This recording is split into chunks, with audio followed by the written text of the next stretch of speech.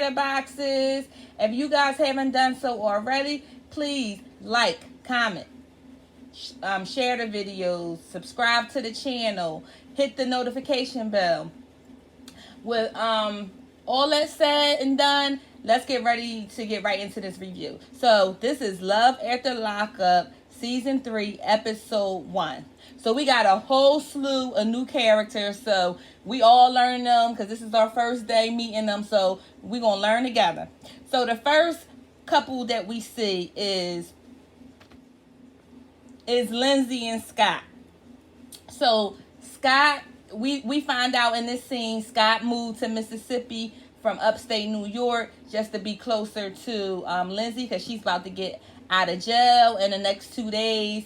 So he hired this interior decorator, and she's coming over, to get a feel of the house and see, what kind of style that he wants, so she can get the house all nice and prepared for when Lindsay come home out of jail. So, he's showing her around, and she asked him what the budget was. He said, well, it's really no budget. I guess between somewhere of $1 and $1 million. I'm like, it must be nice. But he goes on to say that he's an entrepreneur, so he's kind of pretty successful. I don't know what's wrong with his mouth. I don't know if he had like a deformity or something happened, where he had an accident. I don't know. So anyway, he's 51 and she's 27. They've been together for 2 years. She has a daughter that he says she says that he helps provide for, and he also help out with her mom, when she need help with bills. So over the course of the 2 years that they've been dating, they never seen each other. He then gave her between somewhere upwards of $15,000 to $20,000. Yes, $15,000 to $20,000. I'm like, okay, am I doing something wrong? Because these girls is in jail and straight pimping. You know what I mean? So apparently Lindsay been sending him stuff from like that she been seeing in the magazines, like interior design, and he had it posted up in different different rooms of the house. So to give the interior designer a feel of what kind of direction and style they want to go in. So the interior decorator was like, well, where's Lindsay? And he was like, she's in prison. So she said, well, you don't mind me asking, what's she in prison for? So he was like, drugs. She was like, oh, well, don't worry about that. Like, made a little joke. Don't worry about that. It's legal now. He said, no, she's been locked up for meth. She said, oh, well, everybody makes mistakes. I like the way that she, played it off, like kind of cool. She wasn't like a judgmental type. So apparently Lindsay got in a high-speed chase with the cops. When they finally caught up with her, she was going, I think he said like over 140 miles per hour. Once they caught up with her, she had meth on them, so she got busted.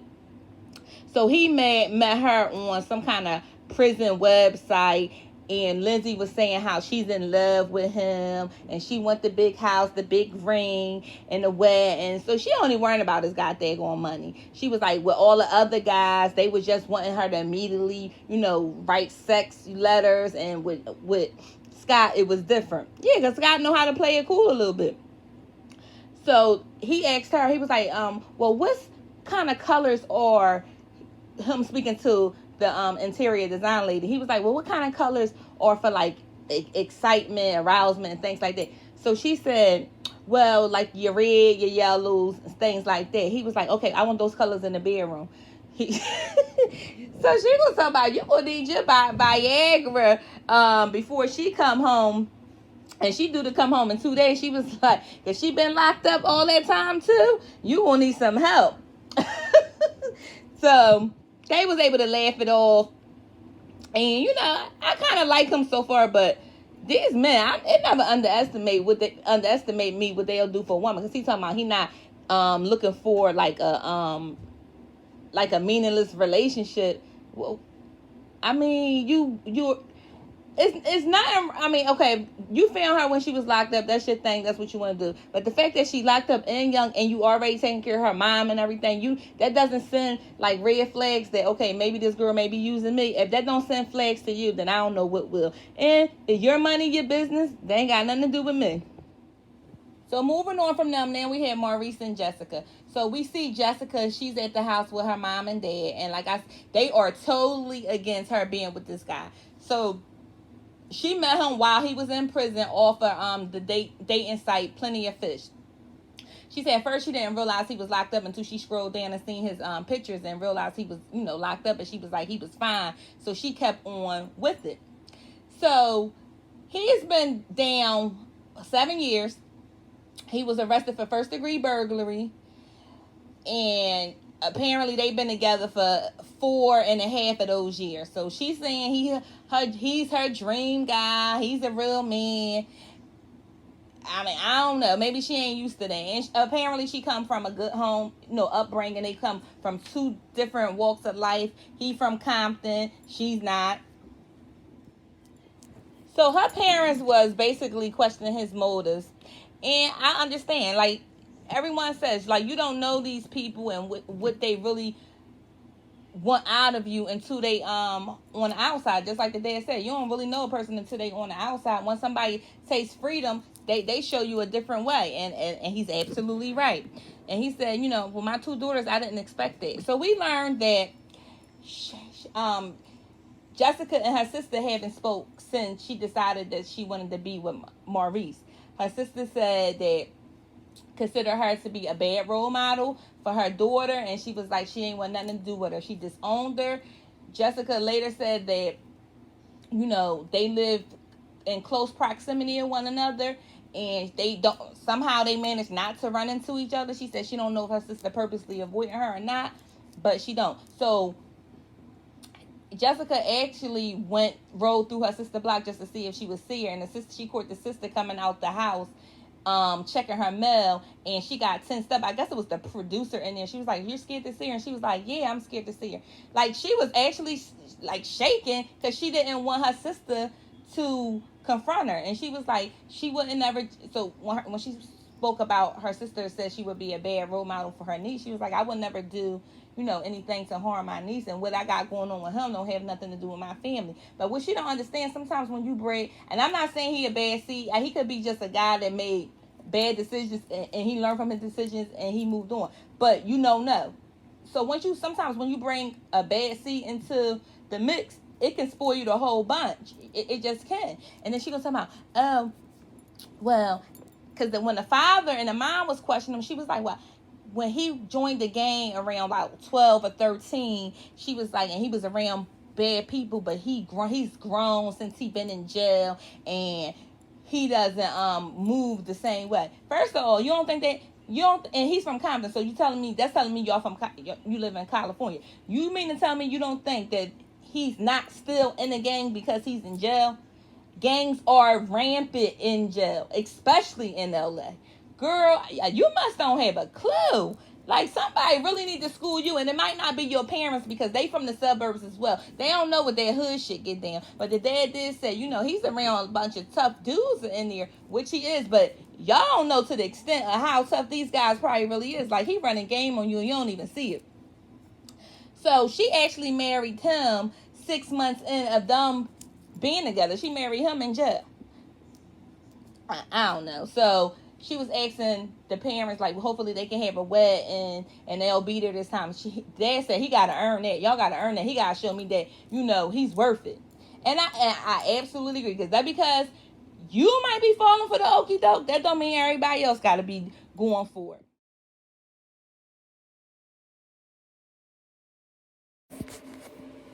So moving on from Maurice and Jessica, we're going to move to Christina and John. So he is like this kind of like free spirit. He said he's like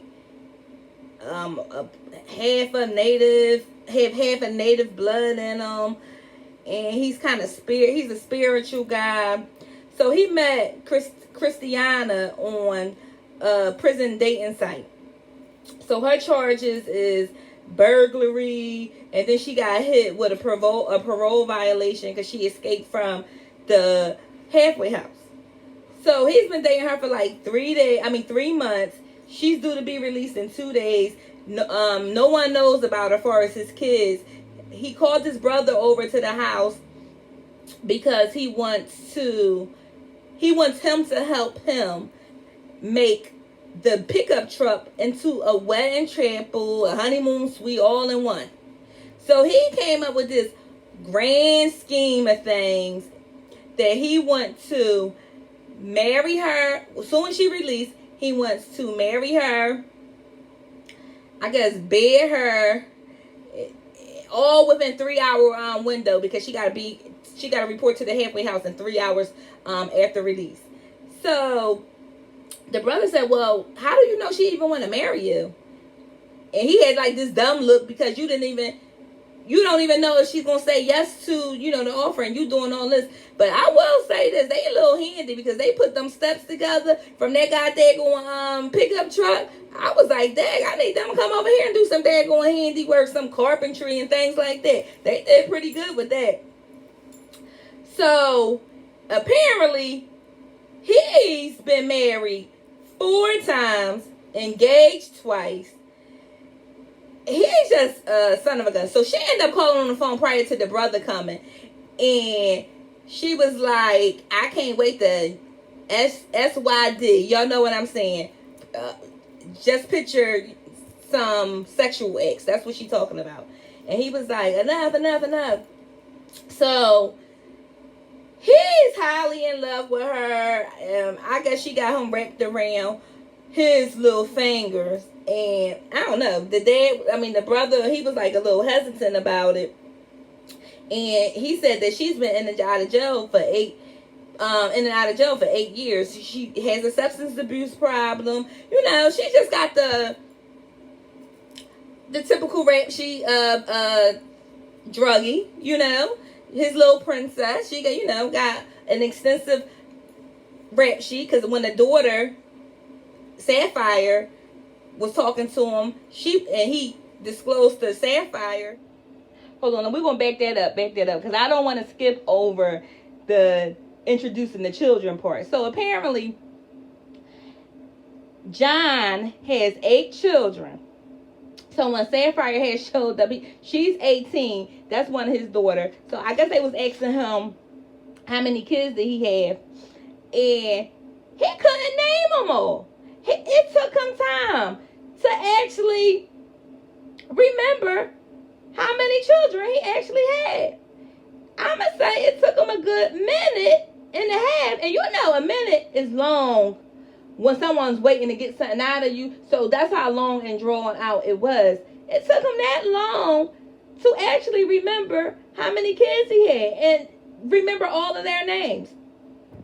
And a few of them still live at the house with him. So you got these teenage kids.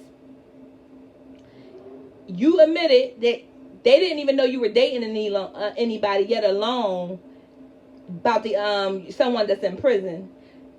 How do you think that that's going to work out? You just putting her in that environment with your children so quickly without them getting acquainted with one another. Like, I don't know. It's like so many different factors in there that is going to play out not in the way that he wants it to go. That's just my opinion. So, like Sapphire, she was just asking him a slew of questions. And like I said, she pulled her up. This chickie got 30 felonies.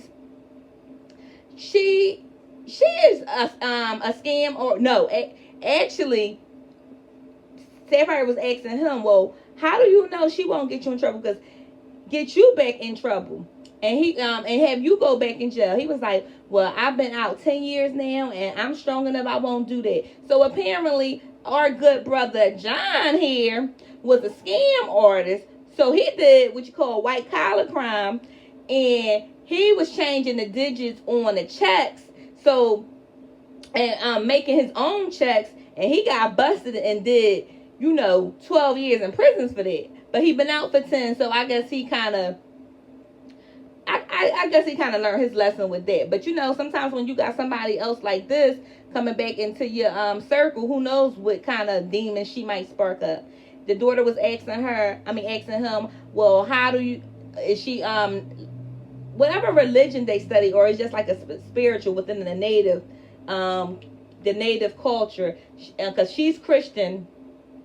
The fiance or the soon to be wife is Christian, and apparently in his faith that they can't get a divorce unless she do something, you know, just off the wall, and then and then they'll be able to get a divorce. But other than that, they kind of tied. She was like, have you thought about that? He was like, yeah, I thought about that, but I normally get a tingling in my, you know, gut to tell me when something is off, and I just don't feel like that. Me and her have a deep connection. You know, knock yourself out. And the daughter, in her confession, she was saying how he just thrust himself into a situation so easily. She said one year he put an ad out on Craigslist saying that he was looking to meet somebody, and someone inquired about the ad, and they end up dating. So we already know how thrown off his ass is. Enough said with that. So moving on from them, we have Destiny and SHAWN. So we learned that SHAWN has never physically seen Destiny. And her reason behind that is Destiny says she gained some extra weight, and she doesn't want him to see her like that. Destiny. If he is looking for someone in prison, then I don't think he care about your weight. But I ain't gonna lie, this whole season it seemed like a bunch of scam artists. Like last season when we was watching, and you had Puppy and I forgot the other girl name, how they all was scamming one another. This is what this seemed like. But more than one of these couples giving me scam vibes. He never seen them. SHAWN was at the shop where he worked at. It looked like he like a mechanic, and one of his friends there, I really liked the friend, because the friend, he was not holding back. He was like, you never met her. And he was like, no. He was like, how you know she not scamming you? How you know she not catfishing you? He was absolutely right. He was like, well, I don't think she'll be catfishing me. He was like, you don't know. So then he was like, well, have you sent her money? He didn't want to tell him how much money he actually spent on her. But come to find out, he said he spent like 35 grand on her. 35 grand. Yes. So in the midst of him talking to his co-worker, she called, and she yelling at him, what you been doing? I've been calling you for the last I called you 3 times. You didn't answer. Well, I didn't hear my phone, honey. I didn't hear my phone. So she's due to get released. They not telling her the release date. She need him to go to the bail bondsman. So he's saying, well, do I got to kick out some money? Yeah, you got to kick out some money. Ain't not worth it. Child, when he gets down to that goddamn on bail bondsman, the bail bondsman was like, okay, who are you? Who you here to try to bail out? So he tells him, he was like, what's your connection to her? You know, he tells him the connection to her. And so when he started digging into it, he was like, have you ever met her? No. You never seen her? No. Just over the phone? Then you could see the bail bondsman looking like, this nut. So he was like, well, let's look her up in the system to see what kind of charges, she had. So she had an extensive record that he had known nothing about. She even, so she's a flight risk because she cut her daggone ankle monitor off. She been in and out of jail since the age of 14. The girl is a train wreck. She's a goddamn train wreck. So apparently she's due, if he, bail her out and post bond, she can get out the next day. The bail bonds is $50,000. So he explained that it's an insurance policy, and if the inmate don't show up in court, then the person who actually sells for the bond is on a hook for the whole $50,000. Now, right now, he only got paid $5,000, which he already said he took money out his 401k to bail her out. He was like, but if she run and she is a high flight risk, he on the hook for $50,000. And he was like, well, I think people can change. My dad went to prison. He was in there for 5 years, and he came out and he changed. So I I believe in this. And so he explained how his dad was like, you know, be careful because people, you know, say what they need to say to the people on side just so they can, you know, take care of them while they in. And he was like, well, I don't think that she do that. I think I know her. And the Bell's mom and looking like, okay.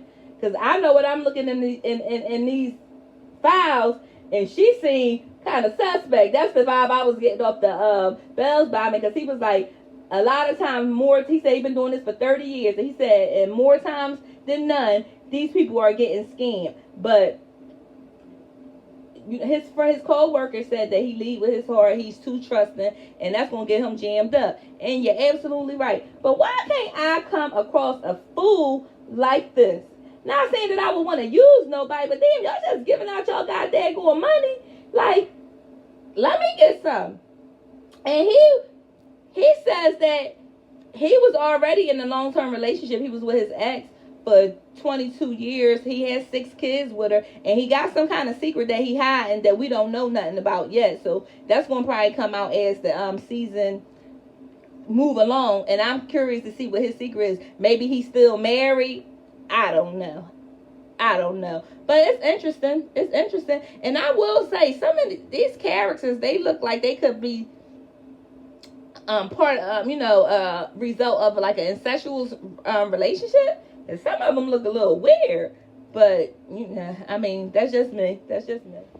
All right, so moving on from that knucklehead. Now we have Quaylen and Chevelle. So Chevelle has a 5-year-old daughter. So when we meet her, she's at her mom's house. It's her cousin there, her brother, her daughter, and a couple other people. So they're, having dinner, and they're discussing her relationship, and no one seems to be on board with what she got going on. So we learned that she has a 5-year-old daughter. Her daughter's father isn't in her life. He's nowhere to be found, and she's on this tip that she don't want to have a child without being married. She was like, she did that already, and she's not trying to go there. So this is my thing. You had a child. Well, you have a child. The father isn't there. And you saying that you want to do things right this time around. And in doing things right, you hook up with an inmate that's been in jail for 12 years since the age of 17 for armed robbery. And you think your life somehow is going to be for the better when you reunite with this man. Well, not even reunite with this man, because you never lived on the outside with him. So you're not even reuniting with him. You just about to cohabitate with him. And this man has been in jail since he was 17. He has not lived life. Like your mom said, he never been a father. He never lived with a woman. It's a lot of stuff he hasn't experienced. And he might even mean well. But life just going to move him somewhere different. It is. Because when you get out on these streets and you've been caged in, you move a little different. You do. And he been in there for those younger years. So some ways he's still stuck in that same age. Even though he might be saying the right things to you, he's still stuck at that 17 years old. So I don't see that. And then, prime example, he's a grown-ass man right now, and he's keeping something from you that you don't even know. You never met his mom. He's keeping that from you. Now he wants you to meet his mom and have his mom come with you to come pick him up from jail. You haven't told Chevelle that your mom thinks that you're coming to Texas where she is, and Chevelle thinks that you're coming with her.